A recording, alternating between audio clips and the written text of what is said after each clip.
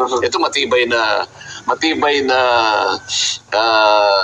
ebidensya ito. Sa planning services na yan, lahat ng applications hawak niya eh. Yung So meron siya. opisina ni Yusek Cabral ang may pinakamaraming impormasyon tungkol sa DPWH budget. Ito po ay patunay na luto ang bidding at hindi pa naaprubahan ng Kongreso ang budget, may listahan sa loob ng DPWH na kung sino ang mananalo. Marami siyang lihim na iniingatan. Maraming itinatago. Maraming sikreto ang dating Yusek Cabral.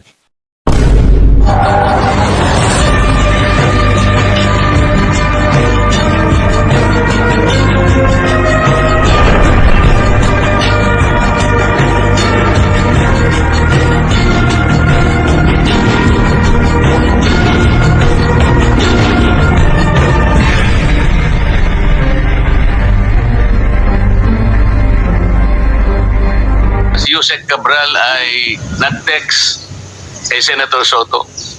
Opo, nakita ko po yung privilege speech po ni Senator Lacson na pinakita yung text message. Concentrate po tayo sa text niya kay Senator Soto. Yung po yung ginawa niya nung kami po ay ma-proclaim bilang senador. Tinanong po ba niyo siya kung bakit niya ginawa yun? Opo, tinanong ko po siya. In fact, nung una ko pong siyang tinanong, sinabi po niya wala siyang communication kay Senator Soto. Na hindi totoo.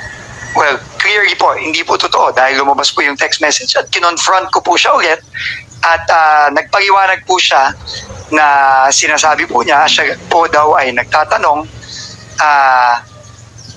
kung meron pong priority project ang opisina ng senador, which is clearly hindi consistent po dun sa unang sinabi niya sa akin. Sinabi nga po ng ating chairman sa kanyang privilege speech, Yusek Cabral was lying to her teeth. Totoo naman eh. Noong Setyembre, nakakuha ako ng mga files galing kay former DPWH Undersecretary Catarina Cabral na dated August 30, 2024 tungkol sa 2025 budget.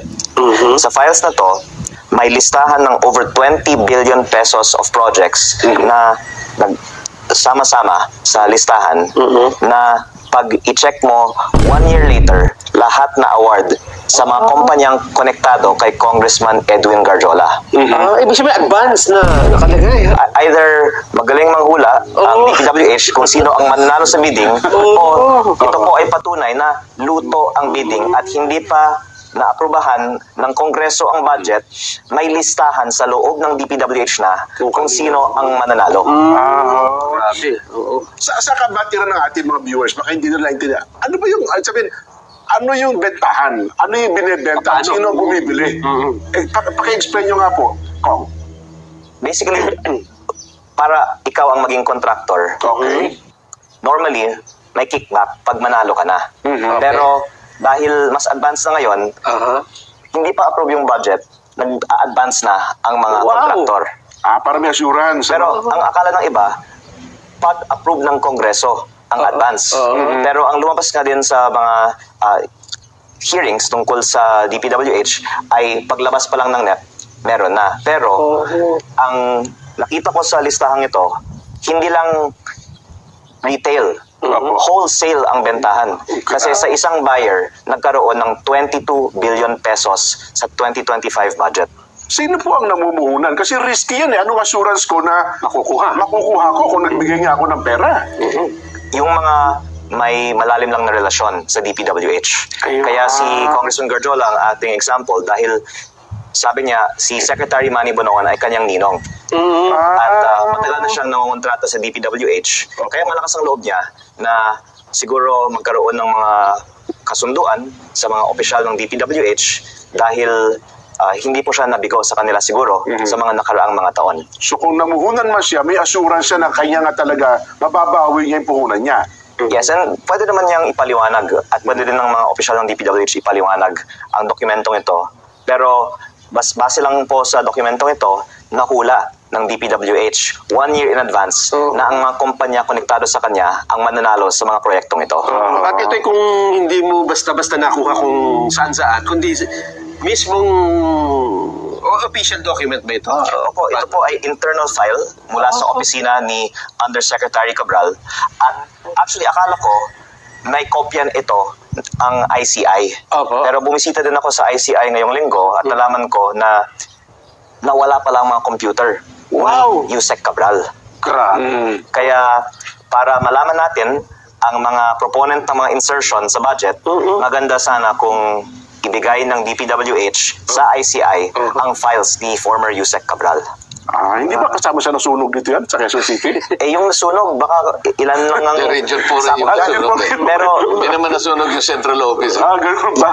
yung opisina ni Yusek Cabral ang may pinakamaraming impormasyon tungkol sa DPWH budget. Yung kasing opisina ni Yusek Cabral, Yusek for ito yung planning services. Oo. Sa planning services na yan, lahat ng applications hawak niya eh. Opo. So meron siyang information management system, nandyan yung PCMA, nandyan yung MYPS, Aha. nandyan yung Survey 123. Opo. Alam mo, lahat ng repository ng data nando sa services na yon.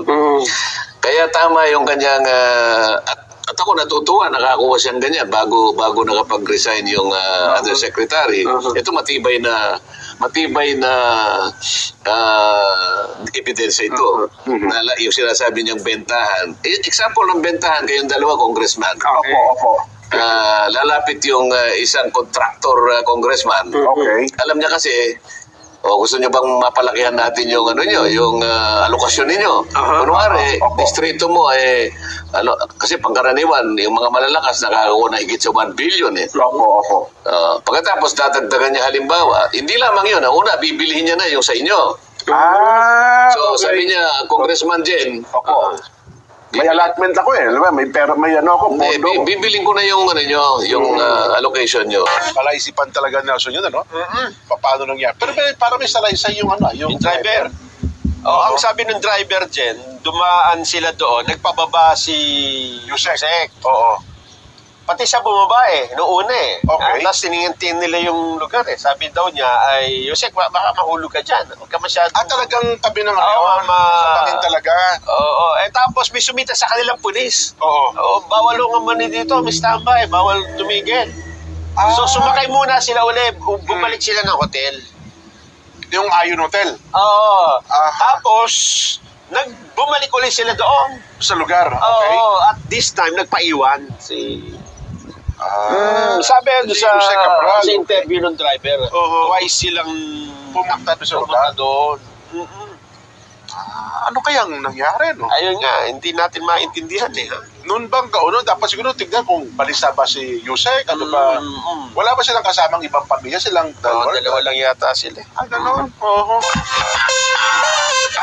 Tapos, bumalik siya. Iniwan niya alas 3, di ba? Pero ba't 2 oras siyang iniwan doon Hindi, bumalik din kaagad. Kaya lang, nakita niya wala na. Doon sila nagtagal dahil hinahanap na niya. Alas 7 na niya in-report doon sa hinanap muna niya nung hindi niya makita, tsaka niya na-report sa pulis. Pero nakakahanap daw niya. Bumalik pa rin siya sa hotel. Baka daw naisip nandun. niya. Baka bumalik sa Ayon Hotel? Baka nainip Pala isipan itong pangyayaring ito. Saan? Lapitan mo. Dito po siya naupo.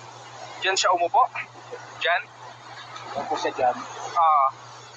Tapos tatayo. Galang parang dumidikit siya ron na baka sabi ko baka mahulog. Maupbalad. Kaya sabi ko huwag ka dyan ma'am, baka maupbalas ka. 3 beses ko siya sinaway. Kaya lang, ganun pa rin. Pero nung bandang huli nung inano kami ng pulis, hindi na. Kasi tumaboy na akong papunta ko. So, iniwanan mo siya? Hindi po, masakay ko. Kasi pinaboy po kami ng pulis Okay. Huwag daw po magtambay dito, kaya umalis po kami. Okay, nung nakalis na kayo, saan kayo napunta? Dumiretso po kami ng doon na sa kumain doon sa malapit sa Ayon Hotel. Okay. Tapos pagkatapos kumain, doon na kami sa Ayon, nag-check-in na. Okay. Bandang mga 2:30, sabi na bababa kami, papunta rito. Ayun, doon na ba kasi dito ng 3 o'clock. Pagbaba, sinilip ko pa, nakaupo siya dito. Okay. Umalis ako, punta ako doon. Sabi ko, balikan mo na lang ako. Yung pagbalik ko siguro, sabi ko, hindi naman umalis, 1 hour. pagbalik ko po dito, hinahanap ko. Tumigil ako dito, sinilip ko po yan sumilip ako Natatakot naman po ako, baka mahulog ako. Umalis ako. Nagtanong ako doon ng may nakatambay na si Manong. Tinanong ko kung may tumapong bahay na babae. Wala naman daw po. Kaya bumalik uli ako rito. Sinilip ko uli. Pero wala po akong nakita sa bubang Hindi ko nakita. Ayun, bumalik na uli ako ng hotel. Tatanungin ko sa hotel kung pumunta. Anong oras yun? Ano na po yun? Na pasado alas 5 na. Okay. Pagdating ko doon, wala pa daw po. Di bumalik uli ako papunta rito. Sinuyot ko uli papunta rito. Tinignan ko uli ito. Kasi sa baka ako nagtambay-tambay ng wala po. Doon na po nagpunta na ako sa pulis para magpatulo kasi wala po akong flashlight para makita yung mapa. Ayun na po, yung pagsilip dito galit namin, na-flashlight niya na lang doon nakakita ako dito sa lugar.